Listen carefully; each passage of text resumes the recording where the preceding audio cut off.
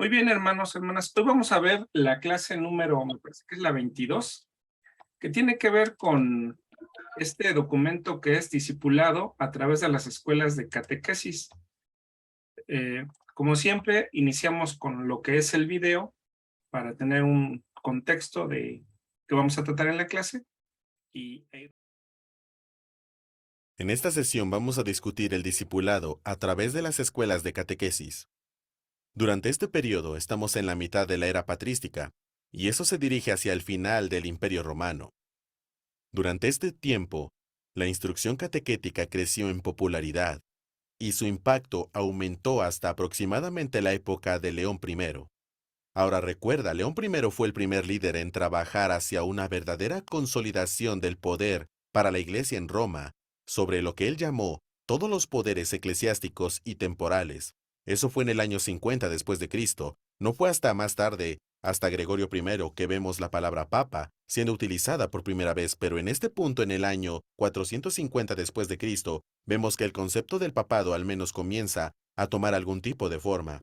Lo que sucedió es que durante este periodo de tiempo en el que el Papa comenzó a consolidar ese poder, comenzamos a ver una disminución del catecúmeno. Creo que eso es debido a su irrelevancia esencial debido a la creciente popularidad del paedobaptismo.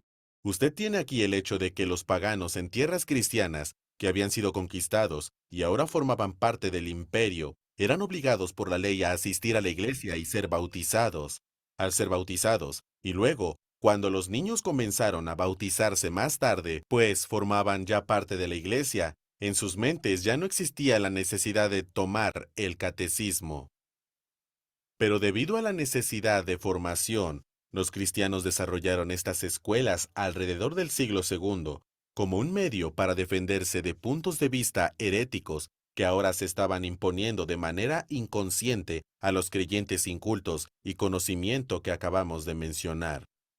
El plan de estudios en las escuelas de catequesis era amplio, era lo que consideraríamos un enfoque de artes liberales. No era liberal teológicamente, era liberal en el sentido de que era muy amplio. También se integró como una cosmovisión bíblica y también con una doctrina cristiana. En algunas de estas escuelas vemos problemas teológicos que comienzan a desarrollarse y que sucedieron de vez en cuando. Por ejemplo, estoy pensando en Tertuliano y su gran escuela. Hubo una especie de fragmentación. Tertuliano había crecido en cierta manera, se había desarrollado en derecho y tenía una perspectiva muy amplia. Cuando se convirtió en cristiano se dio cuenta de que necesitaba aprovechar eso, pero creo que sobrecompensó en exceso. En lugar de ser un integracionista con sus ideas, se volvió muy fraccionario y luego se resistió al estudio de cierto contenido. Por otro lado, vemos a Orígenes y la conocida hermenéutica de Orígenes.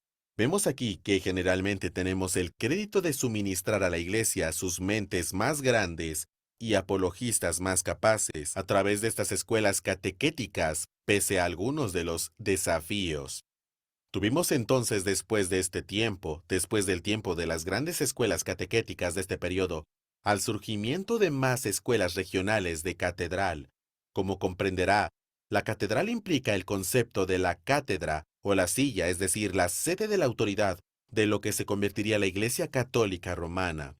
Con la poderosa expansión del obispo territorial, las catedrales más fuertes establecieron catedrales o escuelas episcopales más localizadas. Estos estaban sujetos al papado y carecían de la libertad académica que disfrutaban las escuelas de catequesis.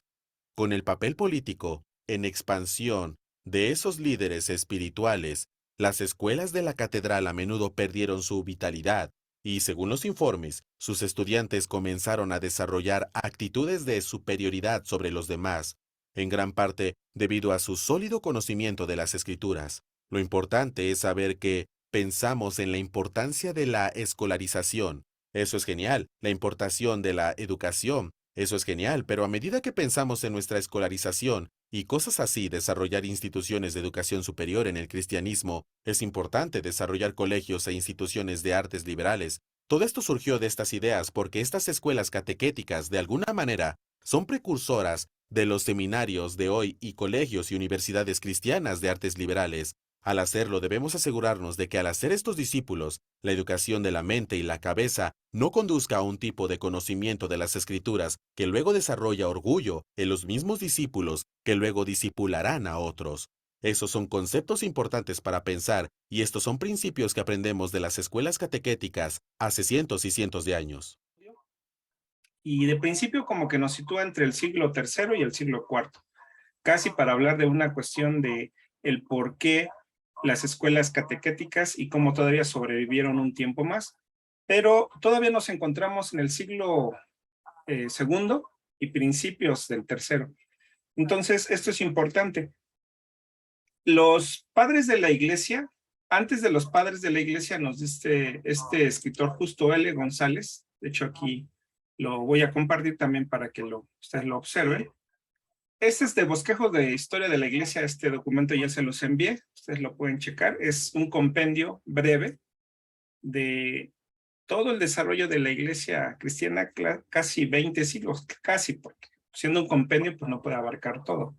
Bueno, dice ahí que desde bien temprano la iglesia comenzó a abrirse camino más allá de los límites del judaísmo. Acuérdense que en el siglo I, 90-95% eran mayormente judíos. Esto daba cierta hegemonía, cierta uniformidad a la cuestión del pensamiento en las nuevas comunidades cristianas. Muchos prefieren hablar de comunidades cristianas más que de una iglesia, aunque a veces se considera como la llamada iglesia primitiva. Pero más bien algunos hablan de comunidades cristianas, porque no solamente había en Jerusalén, empezó a extenderse a lo largo de todo el Imperio Romano, conocido de este tiempo. Dice ahí, hasta el punto que pronto se volvió una iglesia mayormente de gentiles, eso ya para principios del siglo II. Dice Justo L. González, para entender ese proceso hay que saber algo del ambiente político y cultural de la época. ¿Por qué? Porque finalmente lo que rodea el pensamiento de aquel tiempo tiene que ver con política, cultura y también una cuestión religiosa. En lo político, toda la cuenca del Mediterráneo era parte del Imperio Romano. Cuando hablamos del Mediterráneo es el mar Mediterráneo, lo que está en sus orillas. Dice, le había dado una unidad a la región. En cierto modo, esa unidad política facilitó la expansión del cristianismo. Ya habíamos hablado, hermanos, de la cultura helénica. La cultura helénica en época del Imperio Romano. Entonces, lo que fue la cultura helénica dio esa uniformidad. Había cierta tolerancia a diferentes religiones, pero por lo mismo hubo una mezcla, un sincretismo religioso que llegó a pues, posicionarse en su momento. Entonces, en lo político había cierta estabilidad. En cierto modo, esa unidad política facilitó la expansión del cristianismo. Otro elemento importante, acuérdense que fue la traducción del Antiguo Testamento al griego. Por ahí silencian sus micrófonos si los tienen encendidos, por favor. Lo que es el griego koiné vino a dar esa hegemonía, esa también uniformidad a la cuestión y el entendimiento del Antiguo Testamento en griego. Pero esa unidad se basaba también en el sincretismo, es lo que decíamos, en el que florecía toda clase de religión y de mezcla de religiones, y que fue una de las peores amenazas al cristianismo. ¿Por qué? Pues porque cada religión viene y trae sus ideas de ese momento. No todas son afines, de hecho, casi ninguna era afín a la religión cristiana. La religión cristiana va a ser un parteaguas en la cuestión de la concepción de la cosmovisión de aquel momento. Y esa unidad política se basa también en el culto al emperador. Incluso el emperador era considerado como un dios, que fue una de las causas de la persecución contra los cristianos. ¿Por qué? Porque muchas de esas ocasiones lo que pedían es que no solamente se rindiera tributo al emperador, sino que se doblara rodilla y se le rindiera pleitesía. Y un cristiano, un judío, decía, mis rodillas no se van a inclinar ante nadie que no sea Dios, el Dios único y verdadero. Entonces esa era la confrontación. En el campo de la filosofía, en el campo del pensar, predominaban las ideas de Platón, filósofo, y de su maestro Sócrates, que hablaban de la inmortalidad del alma y de un mundo invisible y puramente racional, más perfecto y permanente que este mundo de apariencias. Eso también, lo que se conoce también con la cuestión material y lo inmaterial, pues va a permear también en el pensamiento de las nuevas comunidades cristianas, porque algunos adoptan esas ideas y se va a hablar en su momento de la dualidad. La materia es mala, lo espiritual es bueno. Todo lo material es malo, incluso la tierra es mala, pero ese es un pensamiento que viene desde ahí. Además, hay otras filosofías como el estoicismo, la doctrina filosófica que proponía altos valores morales, alcanzando gran auge. Entonces, dentro de ese auge, la nueva fe se fue abriendo camino, pero al mismo tiempo se fue definiendo a sí misma. Acuérdense, aunque había una enseñanza directa verbal por parte de los apóstoles y luego de los discípulos hacia los nuevos conversos, nuevos neófitos, se tenía que llegar a tener muy firme, enraizado muy firme el conocimiento de lo que es Dios. Y por eso ya hablamos también de la Didache o Didache, que es un documento no canónico que nos refiere sobre todo el culto y la liturgia de aquel tiempo del finales del siglo I, principios del segundo, y que nos habla también de la importancia de al menos lo que nosotros conocemos como las dos grandes ordenanzas a la iglesia, que es la Santa Cena del Señor, el participar y cómo participar de la Santa Cena del Señor, y también del bautismo, cómo se debe bautizar. Aparte de los libros del Nuevo Testamento, los escritos cristianos más antiguos que se conservan son los de los llamados padres apostólicos, que es donde ahorita nos vamos a encontrar. Antes de ellos hubo los llamados también apologistas o defensores de la fe. Un apologista o una apologeta era, la apología viene como defensa. ¿Defensa de qué? Pues de la fe. Después vinieron los llamados padres apostólicos.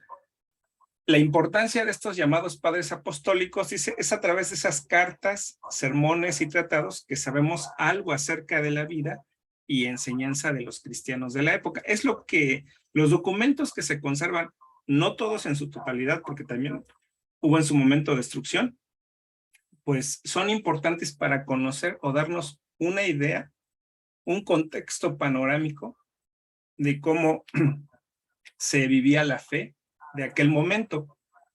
La primera y más importante tarea del cristianismo fue definir su propia naturaleza ante el judaísmo, del cual surgió. El cristianismo no era una secta, aunque muchos pensaron que era una desviación del judaísmo. No, el cristianismo vino a ser una nueva institución. Acuérdense que el Señor Jesús, acabamos de leer en la tarea que nos dejó mi hermana Aurorita, San Juan del 15 en adelante, pero desde el capítulo 14, 15 y 16, en el gran discurso del Señor Jesús, nos da un mandamiento nuevo, dice, un mandamiento nuevo os doy, que os améis los unos a los otros. Nos da un ejemplo cuando lava los pies de los discípulos. Y pone estas bases también de lo que va a ser la nueva comunidad cristiana, la iglesia del Señor. Entonces, se va conformando todo esto, por eso dice, empieza a definir su propia naturaleza ante el judaísmo. No es una extensión del judaísmo. De hecho, acuérdense que también va a haber judaizantes en el tiempo de los apóstoles, el apóstol Pablo, Pedro, Juan, que tratan de judaizar. Pedro mismo, el apóstol Pedro, pero el Señor dice, no, es que el judaísmo o las cuestiones rituales judaicas no tienen cabida dentro del cristianismo. Eso fue una figura, fue un ejemplo, solamente ayudó un poco, pero no era el propósito de Dios. Como se ve en el Nuevo Testamento, buena parte del contexto en que tuvo lugar esa definición fue la misión a los gentiles, la Gran Comisión. Entonces, esta es una historia que conocemos principalmente por el Nuevo Testamento.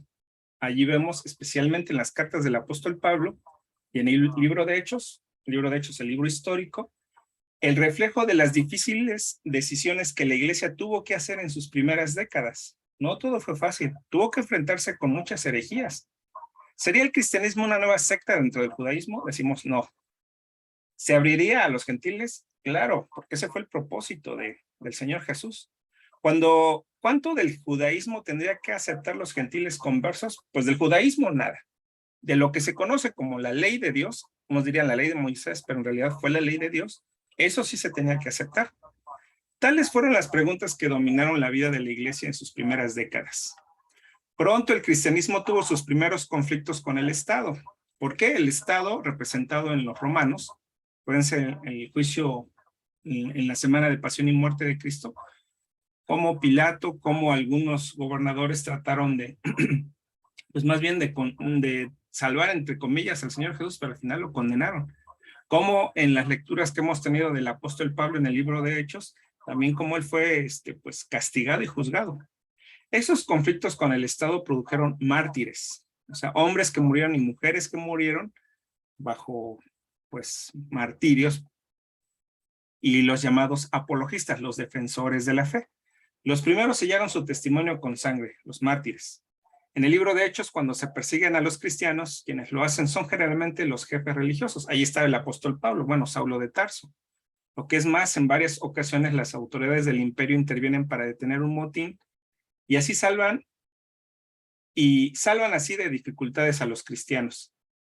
Pronto, sin embargo, las cosas comenzaron a cambiar y fue el imperio el que empezó a perseguir a los cristianos. Ya va a ser más adelante, en épocas de Nerón, y después se va a extender hasta el siglo III. En el siglo I, las peores persecuciones tuvieron lugar bajo Nerón, ese emperador, ¿verdad?, del 54 al 68, en el año 54 al 68, y Domiciano, otro emperador, en el año 81 al 96, según Hechos 1:47, 54. Aunque cruentas, parece que estas persecuciones fueron relativamente locales, o sea, no fueron a lo largo de todo el imperio, fueron en ciudades, fueron en poblaciones muy específicas, porque acuérdense que también los judíos acusaban a los nuevos conversos, los llamados del camino, a que ellos estaban desviando a sus conciudadanos de, pues, las leyes de Dios. Pero en realidad, hermanos, el problema religioso de aquel tiempo es que la religión judía y los que estaban en el poder, pues, tenían muchos intereses políticos, económicos y un gran control. A Cristo en realidad lo querían asesinar, no tanto porque dijera que era el Hijo de Dios. Ese fue el pretexto. Y digo pretexto porque en realidad Jesús nunca dijo mentira de que él fuera el Hijo de Dios. Él es el Hijo de Dios. Pero los jefes, en su momento, Anás, Caifás, como Jesús ya había hecho una segunda purificación del templo y había trastocado las mesas de los cambistas, pues no estaban muy contentos porque les estaba arruinando los negocios. Entonces, si a mismo Jesucristo, que es Dios, lo persiguieron, imagínense dónde quedaron los primeros cristianos y nosotros, ¿no? Pues hubo persecución. En el siglo II la persecución se fue haciendo más general, aunque en términos generales se siguió la política de Trajano, del año 98 al 107. Él decía que solamente había de castigar a los cristianos si alguien los delataba. Mientras que no fueran acusados, no habría por qué perseguirlos y castigarlos. Pero si alguien los señalaba, nada más con que alguien dijera, ese va, vamos sobre él. Pero no emplear los recursos del Estado para buscarlos. Por ello, la persecución fue esporádica. Por momentos sí, por momentos no, y dependían mucho de circunstancias locales, lo que ya les decía, cuando alguien era acusado. Ahí, por ejemplo, bueno, hay una referencia de un libro, creo que es Historias de... Bueno, no sé cuál sea la referencia, después la busco. Entre los mártires del siglo II se cuenta Ignacio de Antioquía, de quien se tiene 7 cartas, así como las del apóstol Pablo, pero estas no son canónicas. Policarpo de Esmirna, un gran apologista también que murió, pues, martirizado, de cuyo martirio se conserva un relato bastante fidedigno, y los mártires de León y Viena en la Galia. A Policarpo fue este anciano que le decían, niega a Cristo, niega que no, que te aborreces la fe y vas a ser libre, te vamos a dejar. No, dice, durante tantos años he recibido el bien de Jesucristo, ¿cómo lo voy a dejar? Y no quiso renunciar a su fe. Para el siglo III, aunque son largos intervalos de relativa tranquilidad, la persecución fue arreciando, y ahora sí no fue solamente local, fue una cuestión de mayor expansión. El emperador Séptimo Severo, gobernante del 193 al 211, siguió una política sincretista, o sea, libertad de cultos, pero todos una mezcolanza de cultos, y decretó la pena de muerte a quien se convirtiera a las religiones exclusivistas como el judaísmo o el cristianismo. ¿Por qué? Porque el judaísmo solamente decía que hay un solo Dios, igual que el cristianismo. Entonces decía, no, mientras que sean varios dioses, no hay problema. Bajo él sufrió el martirio perpetuo y felicidad, algunas, como se dice, mujeres, aunque no he escuchado mucho, ¿no?, de estos nombres. Decio, otro emperador del 249 al 251, ordenó que todos sacrificaran ante los dioses y que se expidieran certificados al respecto, ¿no? Como así como para decir estos ya sí se rinden ante los dioses. Los cristianos que se negaron a ello debían ser tratados como criminales. Y luego Valeriano, del 253 al 260, siguió una política semejante. O sea, vino mucha persecución y realmente quien quería ser cristiano era porque estaba convencido y convertido, y aparte una decisión y valentía. O sea, no alguien se hacía cristiano nada más por el puro gusto, ¿no? Era una cuestión de compromiso. Pero la peor persecución vino bajo Diocleciano, del 284 al 305, casi 20 años, y sus sucesores inmediatos. Primero se expuso a los cristianos de las legiones romanas, se expulsó, porque había soldados en el ejército romano, se expulsó porque si ellos solamente adoraban a Dios y no al César, aunque le rendían, ¿cómo se dice?, lealtad, pero aquí decían se había de adorar. Luego se ordenó la destrucción de sus edificios y libros sagrados de los judíos y también de los cristianos. Por último, la persecución se hizo general y se comenzó a practicar contra los cristianos toda clase de torturas y suplicios. Entonces, este es el contexto en que se encuentra, pues, la iglesia, la naciente iglesia, pero decíamos, más que iglesia, hablando de una cuestión sistemática, organizada y con cierta jerarquía, estaríamos hablando de las llamadas comunidades cristianas, ¿sí? Eso sí hay que tener muy presente. Vienen entonces después de estos, en el primer siglo, de estas comunidades cristianas que vienen nutridas por judíos, para finales del primer siglo, en el siglo segundo, la mayoría son gentiles, pero vienen con un trasfondo de estas religiones y este sincretismo, la cultura y todo lo que envuelve la civilización de aquel tiempo, y entonces algunos tratan de introducir ciertas formas de pensar, de actuar, de comportarse o litúrgicas al cristianismo, y entonces por eso surge esta necesidad de poner por escrito, aunque ya se tenía el Antiguo Testamento en la versión en griego, la Septuaginta, pero no había para cosas prácticas, no había como una guía o algo que indicara la manera de vivir y comportarse. Es como, por ejemplo, hablando del pensamiento del apóstol Pablo. ¿Cómo conocemos parte del pensamiento del apóstol Pablo, por ejemplo, en cuanto a la resurrección? Pues sí lo hay. Ahí está en Primera de Corintios, cuando hay en Corintios una iglesia, pues, que tiene muchas cuestiones de preguntas y dudas, digamos, razonables, pero también donde el apóstol Pablo le señala y decía, ustedes están haciendo esto, y igual a los Gálatas, pero es hasta que le preguntan al apóstol Pablo sobre algún tema en específico, cuando él responde, y entonces en sus cartas trata de ese tema, en este caso el tema de la resurrección. Pero no tenemos todo lo que el apóstol Pablo piensa de diferentes cosas que en su momento se llegaron a suscitar en el siglo I y siglo II, ¿no? No tenemos todo eso.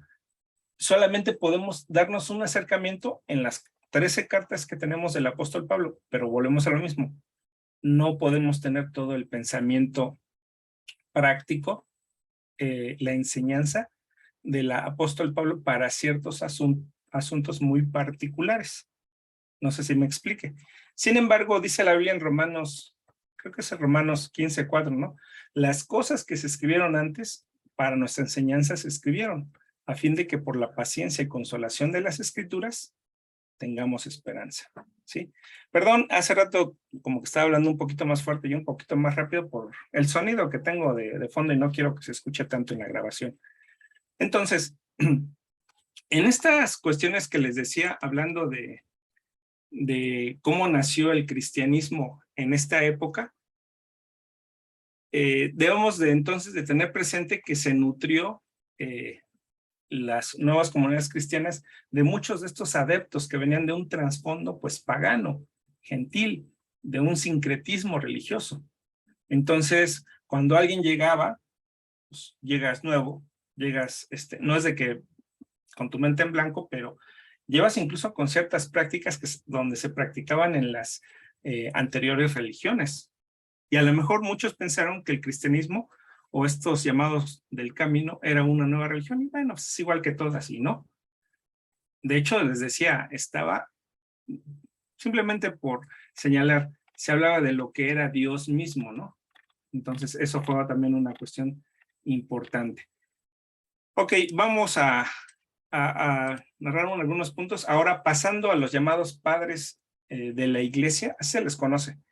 Fueron estas personas, después de los apologistas como Orígenes, Tertuliano, que trataron de plasmar por escrito y hablar de las dificultades que en su momento tuvieron con aquellos tipos de herejes o herejías que surgían al interior de las comunidades cristianas. No fue fácil, hermanos, porque a veces, bueno, desde nuestro punto de vista podemos decir, por ejemplo, se dice de Orígenes en los escritos que les envié, que algunos incluso lo catalogaron, incluso un papa lo catalogó para allá, para el año 400 y tantos, como un hereje, y lo excomulgó, lo quitó de la historia, lo trató de quitar de la historia de la iglesia. Eliminó varias de sus obras, o sea, varios libros que se tenían, que se conservaban, los destruyeron. Por eso, no, sí hay vestigios de lo que él escribió, pero hay otros que solamente son referencias, y también no se conoce todo el pensamiento. Sin embargo, fue un Orígenes y Tertuliano, pero sobre todo Orígenes fue un escritor prolífico. Yo no sé a ustedes si se les facilita escribir, pero creo que cuando nos deja mi hermana ahorita la tarea, ya llenar 3 o 4 páginas o simplemente una página de lo que nos pide la tarea, ay, sentimos que es muchísimo, ¿no? Pues imagínense estos hombres. Claro, también de Orígenes se dice que, igual que Tertuliano, tenían amanuenses o secretarios, vamos a decirlo así, quienes tomaban, él les dictaba, y entonces hay quien dice, por ejemplo, de Tertuliano, que llegó a tener hasta 6 amanuenses o secretarios, que él dictaba y le estaban tomando nota y atendía a 6 al mismo tiempo, ¿no? O sea, como dictando cartas. Por eso también se reconoce que pudo distribuir muchas cartas y muchos tratados, homilías o predicaciones a través de estos medios. Pero también todo eso cuesta. Simplemente el papel y la tinta, y sobre todo de aquel tiempo, costaba. Entonces también tenía personas que le apoyaban económicamente. Ambrosio fue uno, Ambrosio me parece que de Milán.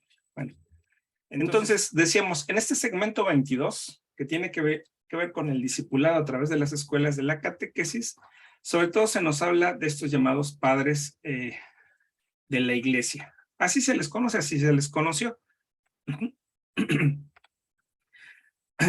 Uno de los, bueno, hablando de Orígenes, en realidad en cuanto a cronología, primero está Tertuliano y después Orígenes, pero bueno, aquí se nos manejó así, primero Orígenes, por eso lo puse. Es un padre de la iglesia primitiva, nacido en Alejandría, del año 185 al 253. Ya estaríamos hablando para tiempos de la era cristiana. La mayor parte de lo que sabemos sobre él proviene de la historia eclesiástica de Eusebio. Aquí da un bosquejo de lo que se tratará de manera general, su vida, sus obras, las dificultades de interpretación y las fuentes. Bueno, Orígenes y la iglesia, la teología, estudio bíblico, piedad y el legado de Orígenes. En cuanto a su vida, se le considera a Orígenes como un erudito y santo modelo, que combina en su sola persona ideales admirados tanto por paganos como cristianos. O sea, en su época, hermanos, a Orígenes se le llegó a considerar una persona sabia, inteligente, como si es un erudito, pero no solamente por los cristianos, sino también por los paganos, ¿por qué? Porque tenía una manera de argumentar, una manera también de presentar por escrito sus ideas, y créanme que eso no es cualquier cosa, ¿no? Bueno, en cuanto a este bosquejo o a esta biografía, nació en el año 185 en Alejandría. Alejandría está en Egipto. Acuérdense, de ahí viene la cuestión de la biblioteca de Alejandría, ¿sí? Entonces, nació en Alejandría. Se crió en una familia cristiana de algunos medios, o sea, hablando económicamente, tenía medios. Por eso recibió una educación en literatura griega y la Biblia cristiana, claro, de aquella época. Y eso también es muy importante, porque, hermanos, al igual que Tertuliano, Orígenes, en su momento el conocer tanto el texto en griego de la Biblia me parece que fue Tertuliano, si no me recuerdo, o Orígenes, ahorita lo vamos a ver, pero trataron, no llegaron a conocer el texto en hebreo tal cual, pero sí trataron de hacer el intento de entenderlo. Digo, no se tenían todas las facilidades, si para hace algunos, no sé, 20, 30 años aquí era difícil saber hebreo, griego, bueno, el griego no tanto, pero el hebreo sí, o conseguir algún material, imagínense para ese tiempo. Bueno, su padre fue martirizado, siendo muy joven, se cree que a los 18 años más o menos, su padre fue llevado cautivo, fue martirizado y sus bienes confiscados, dejando a su familia en la indigencia.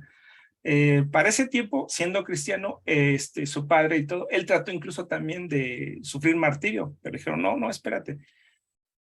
Bueno, una mujer cristiana adinerada permitió a Orígenes completar sus estudios, fue su mecenas, para convertirse en profesor de literatura griega.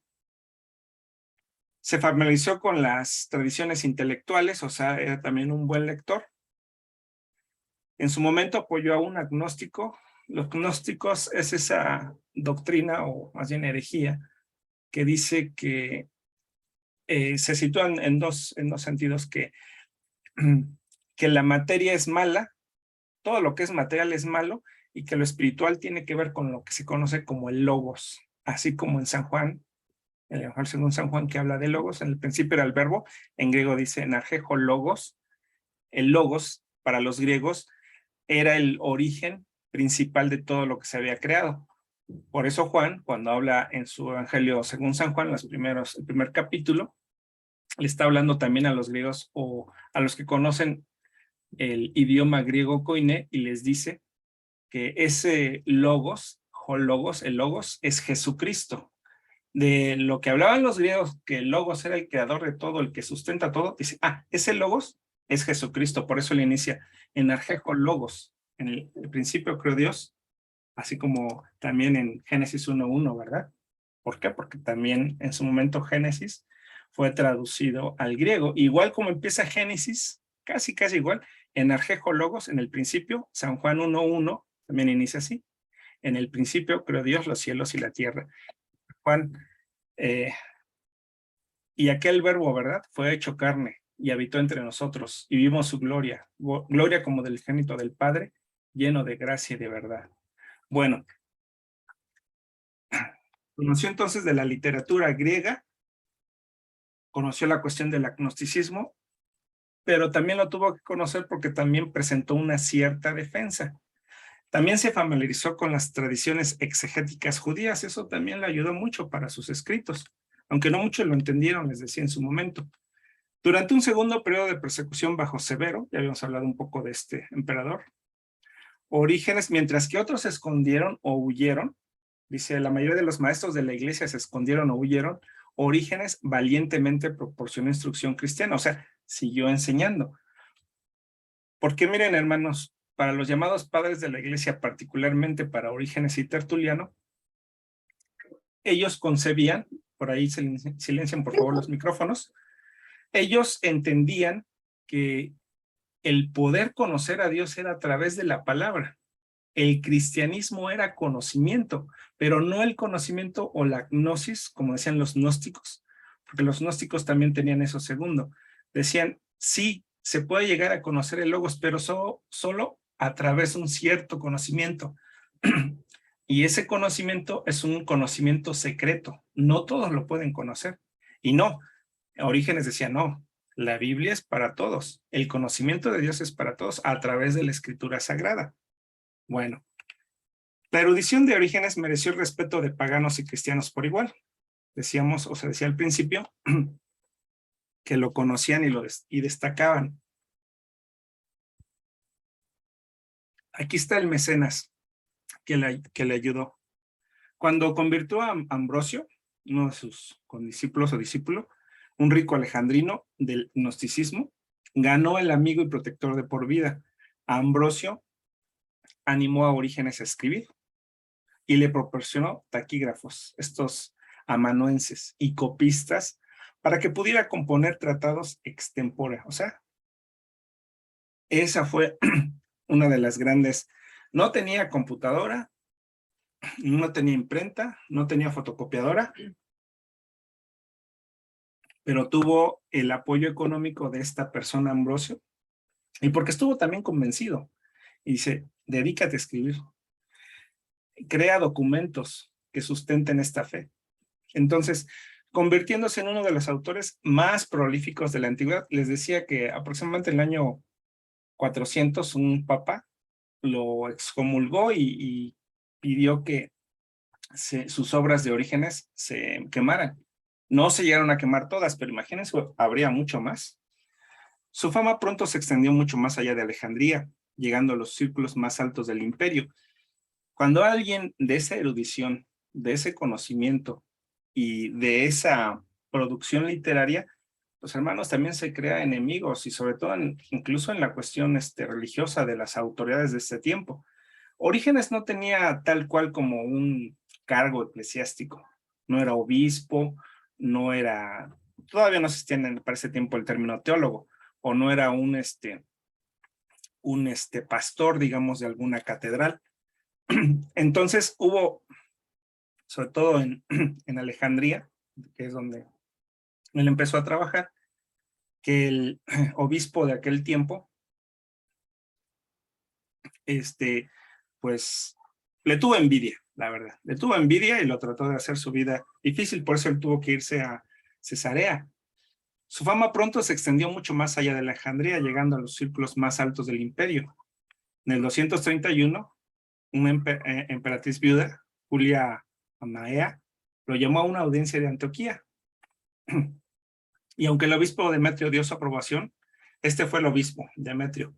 A posteriori a las enseñanzas de Orígenes, sus esfuerzos por establecer la hegemonía episcopal sobre la iglesia en Egipto dejaron pocas posibilidades para el maestro laico brillante.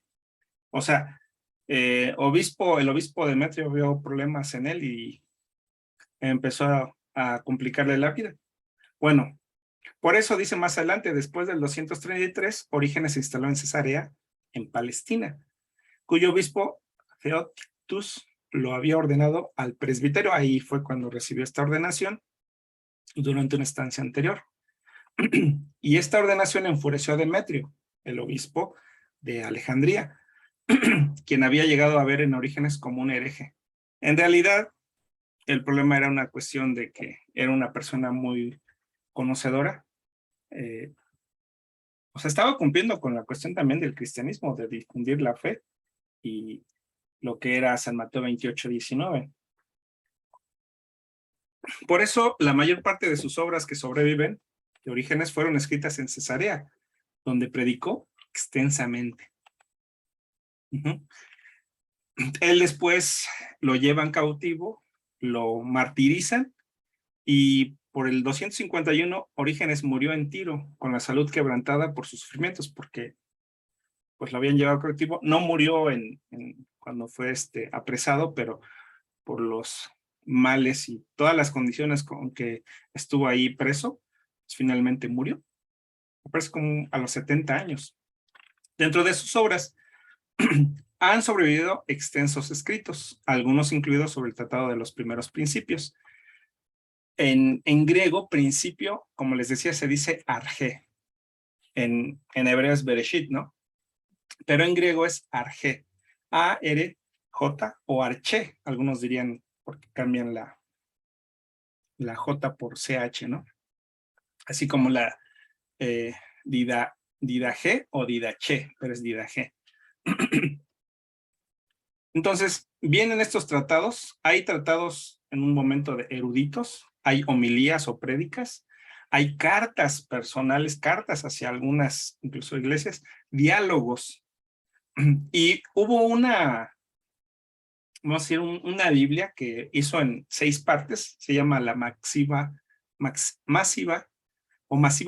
Exapla, que tiene que ver con 6 columnas, aquí dice más abajo, paralelas que permitían al lector ver el texto hebreo. Por un lado estaba el texto en hebreo, la transcripción en griego, y 4 traducciones al griego de Aquila y de Simachus, la Septuaginta y la de Teodiotión. O sea, para que compararan. Fíjense que eso es un trabajo también muy importante. A lo mejor nosotros solamente nos podemos imaginar un poquito si teniendo nuestra versión desde el español, que es la Reina Valera, 1960, ponemos en un renglón esa versión, por ejemplo, de San Juan 1, lo comparamos con la Reina Valera 1909, como decía, con la nueva Biblia Internacional, nueva versión internacional, con la nueva traducción viviente, lo que hemos enviado en audio, con la Vulgata Latina y así. Entonces, ustedes pueden ver la comparación que hace cada, cómo escribe, cómo describen por escrito estos pasajes o estos versículos. Entonces, hacer esto también, pues se llevó tiempo. Y eso fue también una ayuda, una manera también no solamente de difundir el evangelio, sino también de sistematizar los estudios en cuanto a la Biblia. O sea, ya desde esa época y es un trabajo pues titánico. Entonces, se permitía estas traducciones al griego, ¿verdad? A esto dice Orígenes también añadió 2 traducciones griegas de los Salmos, que él mismo había descubierto. O sea, era, les decía, muy prolífico, y eso hay que reconocerlo. En cuanto a sus tratados, bueno, eran, como se conoce hoy, como comentarios bíblicos, ¿no? Acerca de algunos salmos, en este caso del 1 al 25. Tuvo también un comentario sobre el libro de Lamentaciones, sobre Juan, Génesis, en fin. Más adelante dice, escribió tratados, ahora están perdidos, también sobre la resurrección, y otros se destruyeron, como ya en su momento. El gran tratado de Orígenes en Alejandría, también se le conoce sobre los primeros principios. Aquí también él trató de compaginar en alguna ocasión lo que es la cultura griega con la pensamiento, digamos, cristiano, pero dándole mayor relevancia a la cuestión cristiana. Y vamos a ver más adelante la manera de interpretar lo de la Biblia. Aquí es importante, en todo esto, hay un relato sistemático y filosóficamente informado de la doctrina principal de la fe. Ya sistemáticamente, poner en orden lo que a veces en las escrituras, digamos, está en todo. Ustedes, por ejemplo, pueden leer Génesis, los 50 capítulos, y sí, al principio, no sé, del 1 al 11, podemos identificar un tema muy importante que es la creación y el origen de todo, ¿no?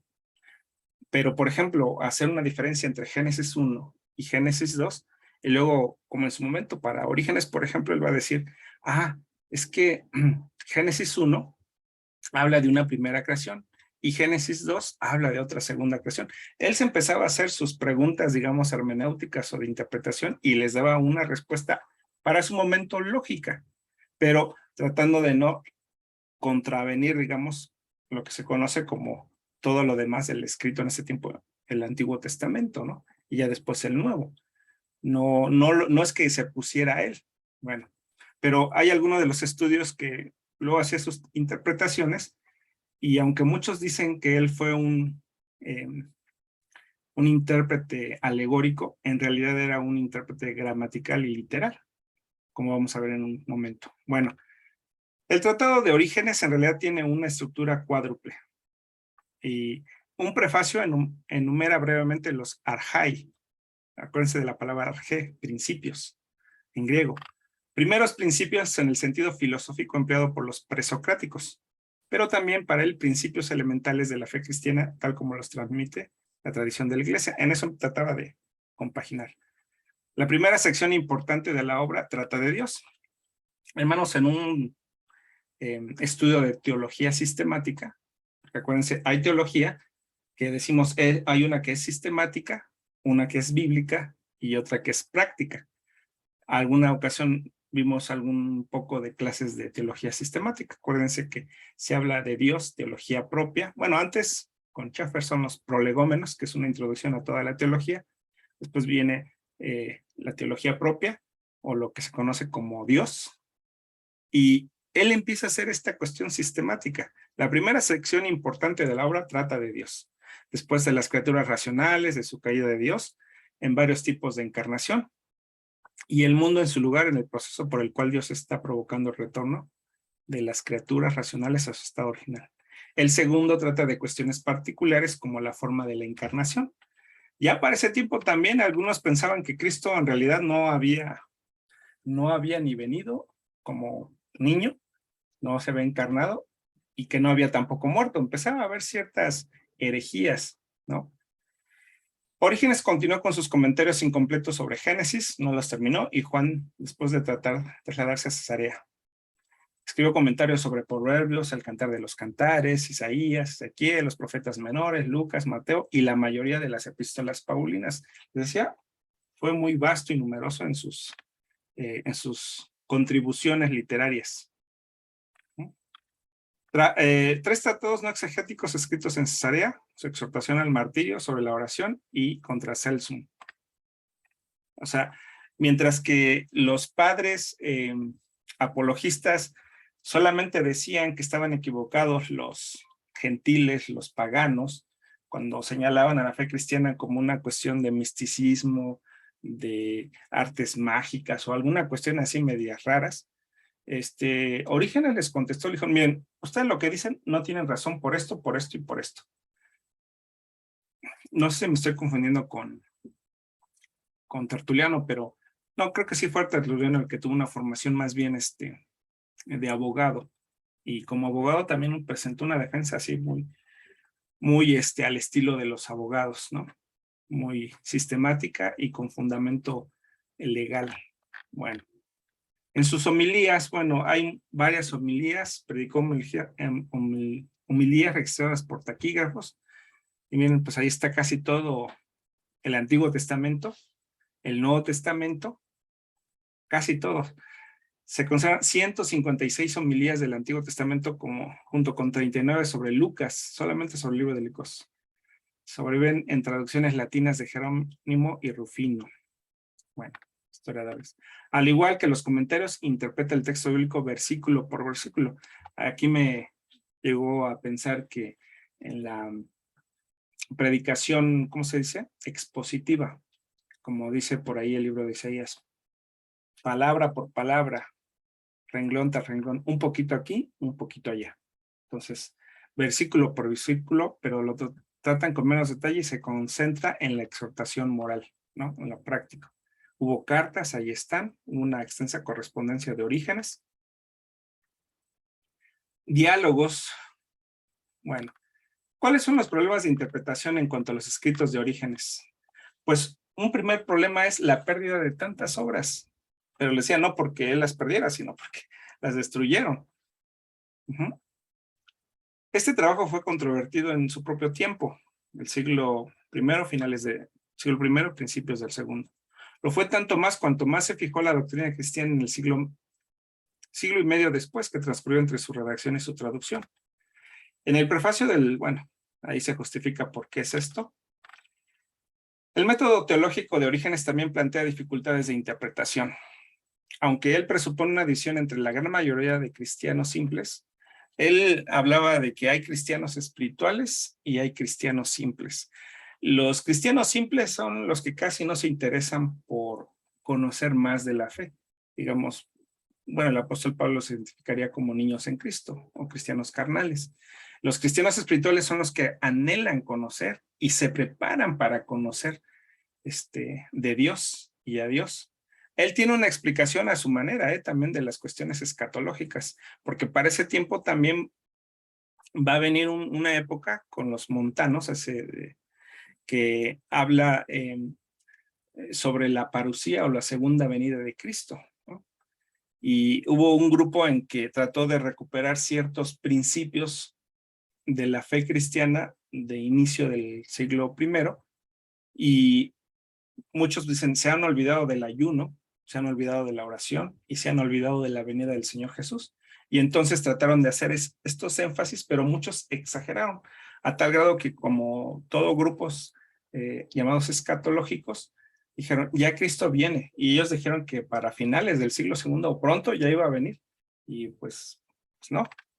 Pero bueno, las fuentes. Orígenes rara vez cita autores fuera de la Biblia. O sea, cuando hace sus escritos, cuando sustenta sus argumentaciones, normalmente se refiere a la Biblia.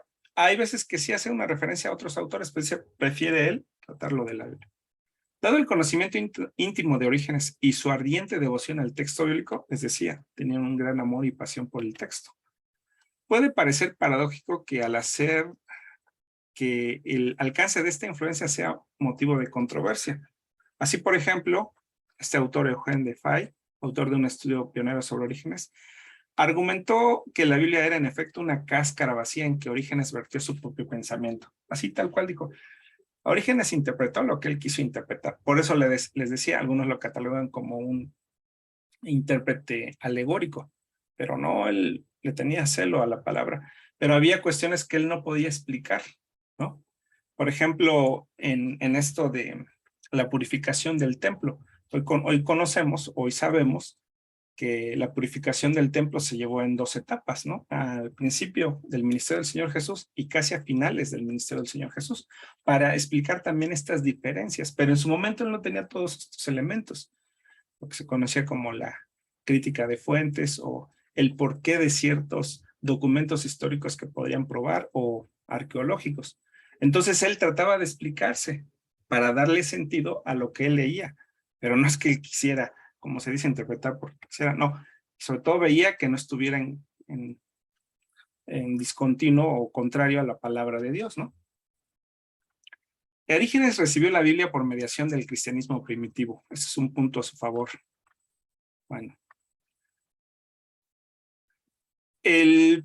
La cuestión de la influencia del agnosticismo en Orígenes es de un carácter diferente, aunque se puede hablar de una limitada influencia positiva, o sea, tomó vamos a llamarlo positivo, si se puede decir en cierta manera, del agnosticismo, en la mayor parte fue negativo, o sea, porque él llegó a conocer también parte del gnosticismo, pero también presentó defensa contra los gnósticos y el pensamiento gnóstico.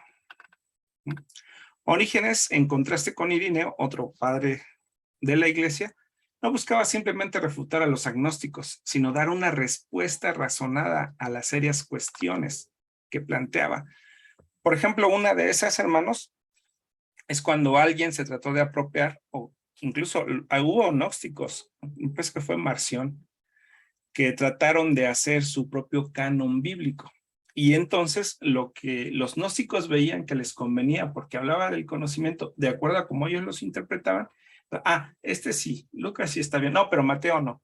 No, los libros, Daniel no entre. Entonces, fíjense lo que pasó con el canon bíblico. En su tiempo, sí, lo de los judíos tenían un cierto canon y para ellos solamente es el Antiguo Testamento. Pero en cuanto a las nuevas comunidades cristianas, en su momento todo esto provocó, aquí vienen, son los, ¿cómo se dice? Escritos o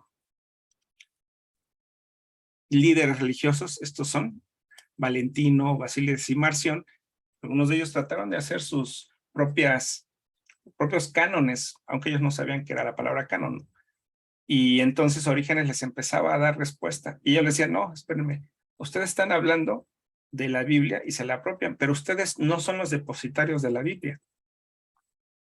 Los depositarios de la Biblia son los judíos, como dice Gálatas, pero también lo es la iglesia o las primeras comunidades cristianas como nosotros, porque nosotros siempre hemos estado hablando de la palabra de Dios y ustedes apenas tienen poco tiempo y ya se la apropiaron. Entonces decía, ¿cómo es esto posible? ¿No? Ustedes no tienen, legalmente no tienen derecho de prescripción, no pueden decir, nosotros decidimos qué hacer y qué no hacer con esto. No, porque ustedes no tienen la autoridad. Y bueno, así llegó a... Aunque Orígenes enseñó que el judaísmo fue reemplazado por el cristianismo, ese fue un problema. Bueno, problema en cuanto a pensar que, porque el judaísmo siguió. Orígenes reconoció la importancia del texto hebreo para la comprensión de las escrituras. Lo supo, buscó y utilizó con o sin atribución. Aunque se dice al final que no llegó a conocer plenamente lo que es el hebreo, ¿verdad? La Haggadah judía en su exégesis, una interpretación del Antiguo Testamento. La interpretación bíblica de Orígenes atestigua constantemente su formación en la teoría literaria helenística, conocida como gramática, que determina su método de abordar un texto y en realidad su estilo literario, aunque sin adornos.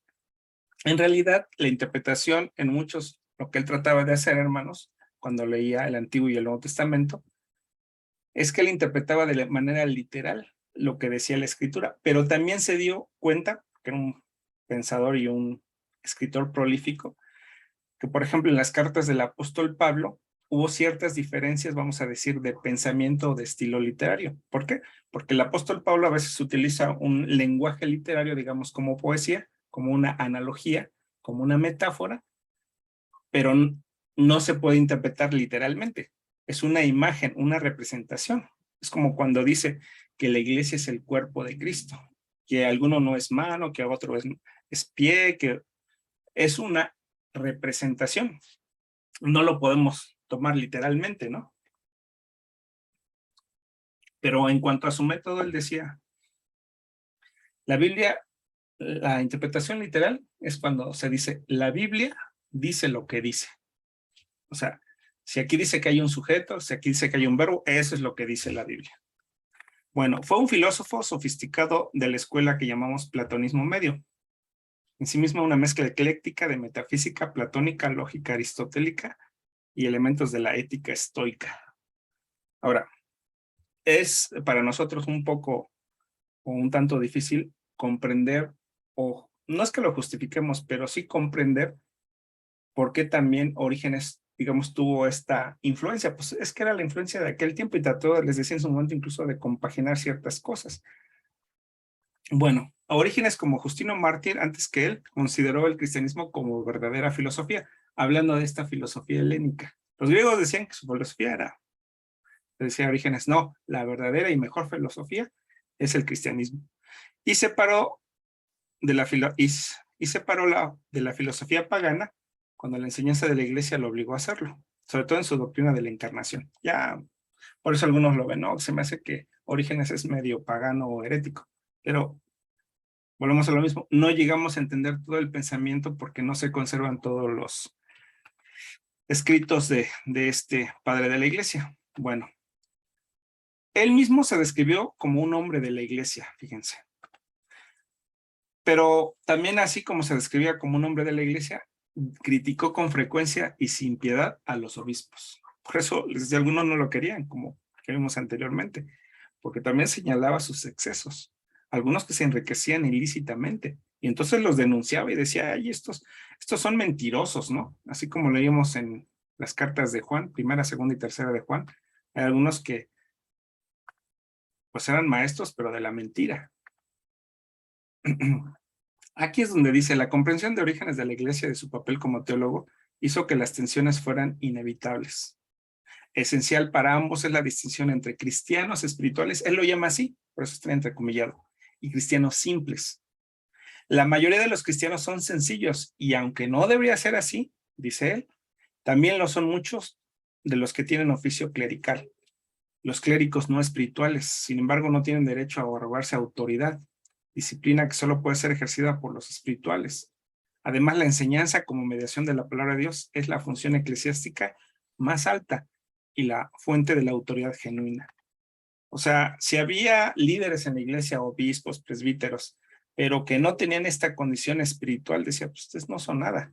Si conocen de la palabra, son algo, pero si no conocen, no pueden decir que tienen autoridad genuina. Pues sí, y de hecho, más adelante se va a dar todo esto, ¿no? Hasta para el siglo III o IV, cuando se empiezan a comprar los puestos eclesiásticos, ¿no? Bueno, en su teología, aquí es un poquito, Orígenes empleó la filosofía platónica media para construir un sistema en el que la fuerza impulsora es la providencia de Dios, que emplea los mundos material y espiritual como paideia. Esta palabra es una palabra griega que tiene que ver con formación y también viene de la cuestión de la educación de los niños. Una palabra griega que significa educación como disciplina, ¿no? Bueno. Por el contrario, su concepto de generación eterna fue muy influyente en la formación de la doctrina cristiana de la Trinidad. Una de las cosas que también se le atribuye a Orígenes, hermanos, es que va a dar estos llamados nuevos neologismos. Un neologismo es una palabra nueva que para su tiempo no se utilizaba, trayéndolo a nuestro contexto de este siglo. Es como antes de que hubiera computadoras, no existía la palabra accesar. Si alguien, por ejemplo, quería entrar a una casa, no decía voy a accesar a tu casa, decía voy a entrar a tu casa. Es una cuestión que tiene que ver con un desplazamiento de nosotros para entrar a una habitación. Pero hablando de entrar o ingresar información a un CPU, a un disco duro, a una computadora, decimos, bueno, da el acceso. Hoy, por ejemplo, ya está la palabra Wi-Fi, ¿no? Que son las siglas, ¿no? De lo que tiene que ver con cómo se distribuyen las ondas para acceder a la Internet. Entonces, un neologismo son estas palabras que sintetizan o concretan todo un concepto de un todo. Entonces, a Orígenes se le da se le atribuye estos nuevos neologismos, o sea, que da a la iglesia. Viene la cuestión de la Trinidad. En realidad, hermanos, en el Antiguo y Nuevo Testamento, sobre todo en el Nuevo Testamento, no existe la palabra Trinidad, aunque la hayamos visto allí en Tercera de Juan, creo. Son los que dan testimonio en el cielo, el Padre, el Hijo y el Espíritu Santo. Pero eso fue una añadidura, como se dice, posterior. Pero no existe la palabra Trinidad. Él entonces empieza a hablar de sustancia, empieza a hablar de las cuestiones de persona, claro, en griego. Eso ya la tenemos al castellano, ¿no? Persona, Trinidad. Por eso dice los múltiples aspectos epinoai, de logos, la imagen que expresa la sustancia de Dios. Ya se va a hablar de las sustancias, que Dios existe entre sustancias, que la persona de Dios no es como la persona de nosotros. En fin, pues a él se le debe estos términos y estos neologismos. La encarnación permite a los seres racionales conocer el logos, y es a través del logos conocer a Dios. Otra vez esta idea, hermanos. ¿Qué concepto tenían los griegos del logos? El logos era el originador de todo. Y entonces Orígenes dice, sí, pero este logos es el que habla Juan, y este logos es Jesucristo. Y este logos no es una fuerza etérea, es una persona, es Jesucristo. Bueno, se habla también de Jesucristo, de Dios el Padre, del Espíritu Santo, la tercera hipostasis divina.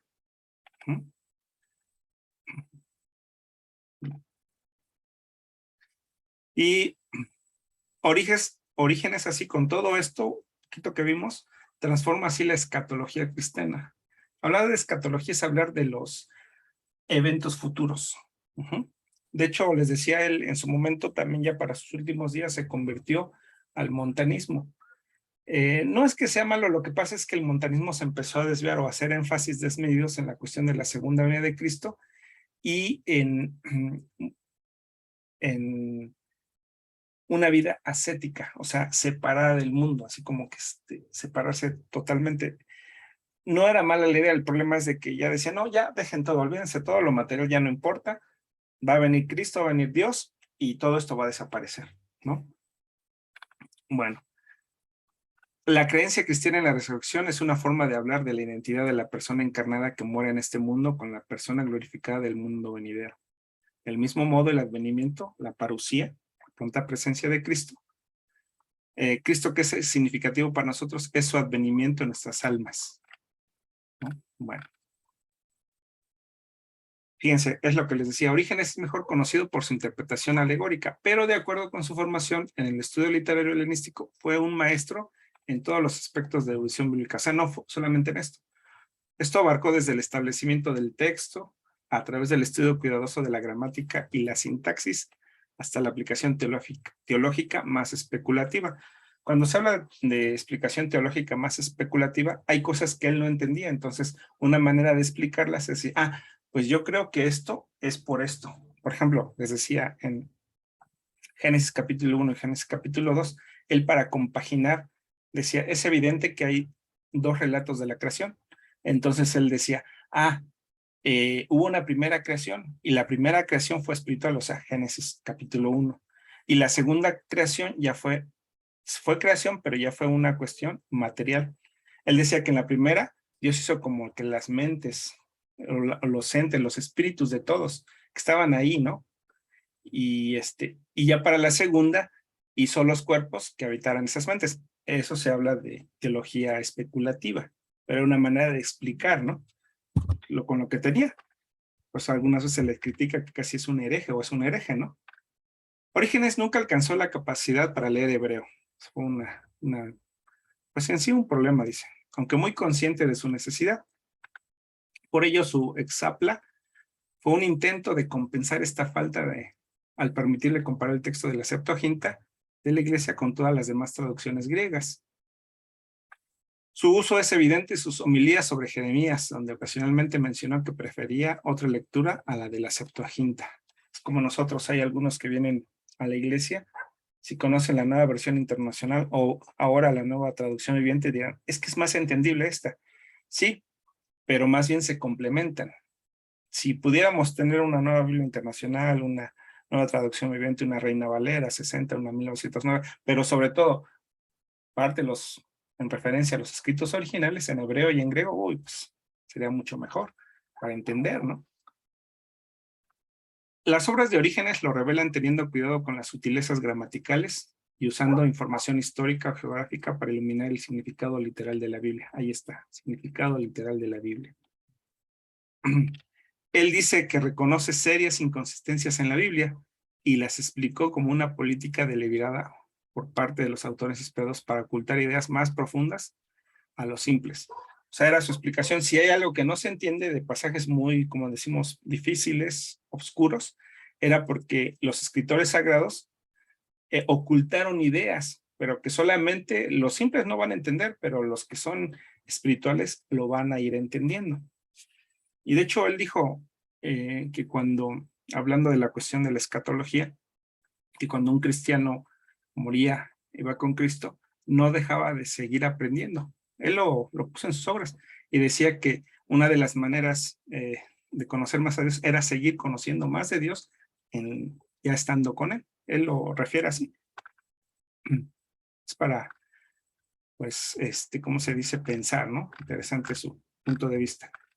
Bueno, en cuanto a la piedad, demostró una rica piedad afectiva en Orígenes. Acuérdense que cuando hubo padres apologistas y padres apostólicos que se ocultaron o huyeron, él siguió enseñando las escrituras. Orígenes describió la vida cristiana como idealmente un progreso continuo. Fíjense, eso es lo principal. Describió la vida cristiana como idealmente un progreso continuo hacia el conocimiento de Dios. O sea, ser cristiano es ser un conocedor de Dios. ¿Y cómo conoces a Dios? Pues a través de su palabra. Orígenes, como dice este autor Hans Urs, ubica la razón de nuestra ignorancia de Dios no en la incomprensibilidad absoluta de Dios, sino el silencio de Logos, que nos comunica lo que necesitamos saber cuando necesitamos saberlo. O sea, hay partes que nosotros ignoramos en la Biblia, incluso que no las entendemos en un primer momento, él decía. Pero va a llegar el momento en que él nos lo haga entender. Dice, no es culpa de Dios, es que nosotros en su momento no ha llegado el momento de saber todo eso. Bueno. La interpretación espiritual fue de hecho el principal medio por el cual el Logos confirió a las almas en todos los niveles el progreso del conocimiento salvador de Dios. Orígenes, de hecho, creía que el alma cristiana continúa, fíjense, ahí está este punto, que el alma cristiana continúa estudiando las escrituras a medida que avanza hacia Dios después de la muerte. Esa es su idea, eso es lo que él decía. Interesante Por eso la influencia de Orígenes fue inmensa, no solamente para esos siglos de la llamada iglesia primitiva, siglos después, incluso con la llamada iglesia católica y todavía para nuestro tiempo. Todavía sigue teniendo su influencia, aunque a veces no la identifiquemos. Particularmente esto es cierto en la teología monástica. ¿Qué es la teología monástica? Estas personas o monjes que se apartaban hacia una vida ascética, separada del mundo, de los placeres, y lo que se conoce como también como la cuestión de la pobreza, ¿no? Los votos de pobreza. Bueno, pero eso ya tiene que ver con las comunidades monásticas. Y finalmente, pues aquí tenemos a otro autor que es Tertuliano. También se le considera, fíjense, él fue el primer gran escritor cristiano latino de Occidente. Bueno, el mejor testigo antiguo de la biografía de Tertuliano es Jerónimo, que él escribió o vivió en el 392 después de Cristo. O sea, él recopiló, investigó acerca de este padre de la iglesia. Por eso nos da algunos datos bibliográficos. Era un ciudadano de Cartago, hijo de un centurión. Y nació en lo que pudo haber sido una familia de rango ecuestre. Parece haber estado casado, era bilingüe, Fue el escritor cristiano más erudito de su época, habiendo leído a la mayoría de los escritores cristianos del siglo II antes que él. O sea, él se documentó, se alimentó de lo que ya tenía, o que ya había los primeros escritores, los que pudieron escribir, y él eso todo lo leyó. Fue conocido y leído por la mayoría de los escritores posteriores del norte de África y occidentales. Sus escritos son esencialmente importantes para la teología occidental porque contienen muchas de las primeras apariciones en latín. También él, en términos teológicos clave, trinitas, persona, substancia, status, disposio, dispensatio, palabras latinas que después vienen al castellano, ¿no? Alguna vez se pensó que era el inventor de dicho vocabulario teológico. Tertuliano es visto ahora como un lingüista de extraordinaria sensibilidad, capaz de crear neologismos. Entonces el Tertuliano, en línea con los usos corrientes de su época. Y ahí viene, ¿no? Okay. Los escritos de Tertuliano nos dan una imagen de una comunidad cristiana sólida de clase media. A él le tocó estar en una comunidad no pobre, con posibilidades económicas de clase media, por lo tanto ni tan ricos ni tan pobres, pero con tradiciones litúrgicas y teológicas distintivas. Eso también ayudó. En el corazón del método teológico de Tertuliano estaba el impulso por la verdad. Utiliza esta palabra muy frecuentemente, y la claridad en asuntos teológicos y exegéticos.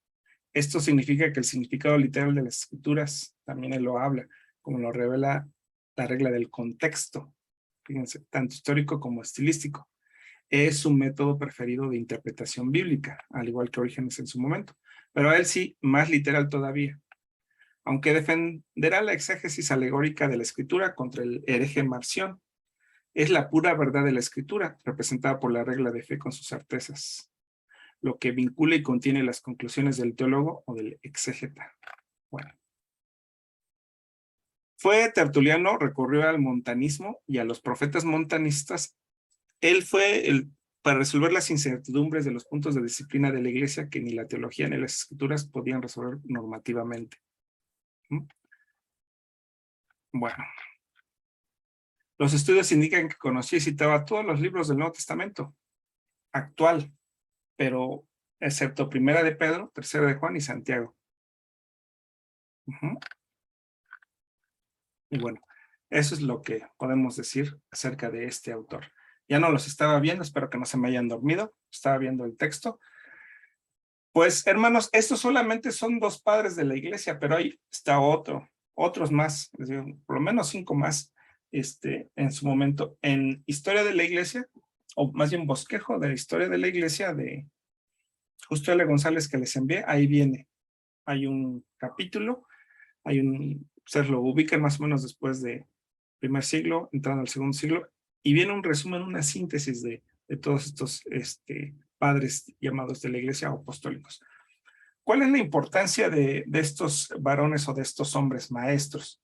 Bueno, una es, dejaron por escrito gran parte de estas enseñanzas y trataron de dar defensa y explicación razonada contra aquellas herejías que estaban haciendo mella en la fe cristiana.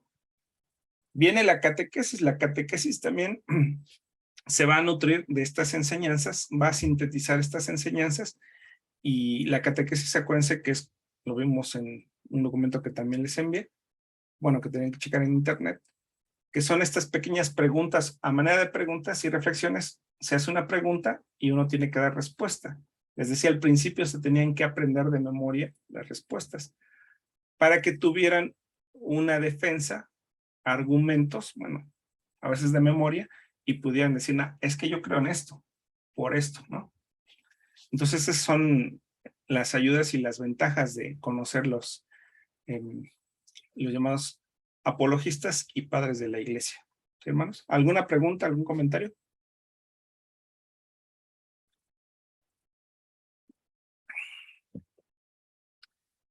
Bueno, si no es así, hermana Carmen. Aquí. Bueno, comentaba de que en la Santa Biblia no se pronuncia la Trinidad. Pero, ¿qué hay en la cuestión de ay, ¿cómo se llama?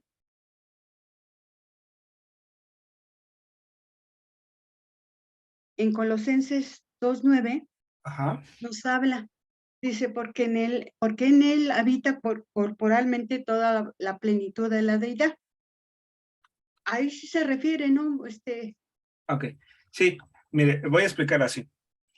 El término tal cual, Trinidad o Trinitas, como se Ujú, dice en latín, ajá, en el Nuevo Testamento, particularmente porque el Antiguo pues es hebreo, ¿no? ajá, No existe el concepto Trinidad. El concepto. Es como yo si le dijera, hermana Carmen, entre Génesis 1 y Apocalipsis 21 y tantos, ¿en qué pasaje o versículo de la Biblia, incluso en nuestras eh, traducciones, se encuentra la palabra Biblia?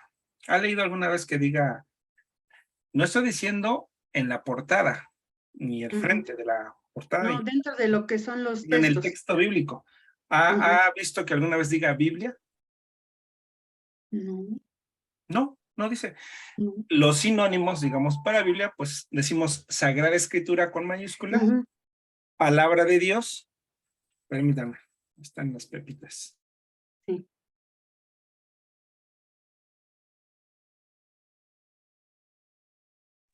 No es que vaya corriendo por ellas, pero es que como se escucha. Ok, entonces le decía, son Sagrada Escritura, es Palabra de Dios, Escritura Sagrada o la Palabra de Dios. Sin embargo, el hecho de que digamos que yo diga, no, la palabra de Biblia no está en la Biblia, no quiere decir que por eso no exista la Biblia. No, estoy Ujú, diciendo que en el ajá. texto no está referido como concepto. Sin embargo, la Biblia es, y es la palabra de Dios. Pero Amén. lo mismo es lo que yo decía acerca de la palabra Trinidad. La palabra Trinidad, el término, no se encuentra en el Nuevo Testamento. No hay Amén. una palabra que diga. Solamente hubo una cita que nos dejó leer, le decía a mi hermana, ahorita me parece que está en tercera de Juan, donde dice, tres son los que dan testimonio en el cielo, el Padre, el Hijo, Padre, el Hijo y el Espíritu Santo pero, son uno. sí, pero esa cita, por ejemplo, en las llamadas versiones anteriores, las más viejitas, no se encuentra. Quiere decir que se le añadió Ujú. posteriormente. Sin embargo, nosotros como cristianos decimos que creemos en la Trinidad. Amén. No porque no exista la palabra Trinidad, vamos a dejar de creer en la Ah, Trinidad. no, no, no, no. No, no, lo que estoy diciendo es que me estoy explicando. Ujú, Entonces, ujú. lo que yo dije, no existe esa palabra. Entonces, eh, vamos a decir que la palabra Trinidad es precisamente este neologismo que Tertuliano y en su momento Orígenes pues manejaron, pero sobre todo Tertuliano. Ajá. Entonces, hay palabras que nosotros manejamos desde una dinámica del cristianismo en cuanto al lenguaje, pero que no están en la palabra de Dios. Y no digo en las traducciones Reina Valera, sino yo hablo de los llamados escritos, aunque decimos originales, pues no tenemos los originales tal cual, porque pues eso ya, pero sí las traducciones más antiguas, ¿no? Pero eso no es problema, no porque no exista, por ejemplo, un testigo de Russell o de Jehová dirá que no creen en el Espíritu Santo porque no existe el Espíritu Santo. Ellos siempre cuando hay una referencia al Espíritu Santo lo van a identificar como la fuerza activa, pero no, hay evidencia a lo largo, incluso desde el Antiguo Testamento, Génesis capítulo 1 hasta el Nuevo, de que el Espíritu Santo es, y cómo Cristo también dejó esa verdad plasmada en la Escritura, en San Juan. No los voy a dejar huérfanos. Pero ahí así ya es ir en contra del texto bíblico y violentarlo y decir, no, es que no, la llamada segunda persona de la Trinidad en realidad es una fuerza activa. No, nosotros no decimos eso. Ellos lo creen así porque no creen en el Espíritu. Y si no creen en el Espíritu es la blasfemia, ¿no? Contra el Espíritu. Bueno, es nada más la explicación, entonces no hay problema. Ok, Ajá. Hermana muchas Lourdes, gracias. sí, todo bien. Ok. Bueno, pues hermanos, hermanas, creo que di un súper resumen de todo esto y es muy poquito el tiempo, pero Creo que hay mucho, si queremos informarnos más, pues ahí está el documento para leer, ¿no? Y les decía, es importante conocer estos llamados padres, primero los apologistas y después los llamados padres de la iglesia. No porque nosotros lo deidifiquemos, sino hablamos de lo que vinieron a contribuir para la doctrina cristiana, en este caso para el discipulado también. Sus escritos contribuyeron a que se desarrollara la cuestión del conocimiento y el discipulado a nuevas generaciones. Es lo que contribuyó. Y finalmente debemos decir, detrás de todo esto estaba Dios siempre, la mano de Dios guiando a estas personas también y presentando defensa. Bueno, hermanos, hermanas, muchas gracias por estar aquí. Les voy a enviar la información en la semana de lo que sigue. Esta próxima semana, el día 12 de agosto, no tendremos clase, les anticipo. Este 12 no tendremos clase, será hasta el 19 de agosto. De agosto, sí. Pero les voy a enviar lo que se necesite leer y este video para los que no pudieron estar. Bueno, Dios les bendiga, hermanos. Hermano David Moreno, hermana Lourdes, hermana Carmen, mi hermano Adrián Verano, mi hermano Fernando Pastor Fernando Orozco. Descansen, hermanos, Dios les bendiga. Amén, amén. Igual. Gracias, hermanos. Bendiciones.